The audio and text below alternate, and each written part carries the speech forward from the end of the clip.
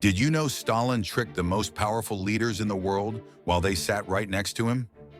February 1945, three men arrived at the Livadia Palace in Crimea to decide the fate of the world.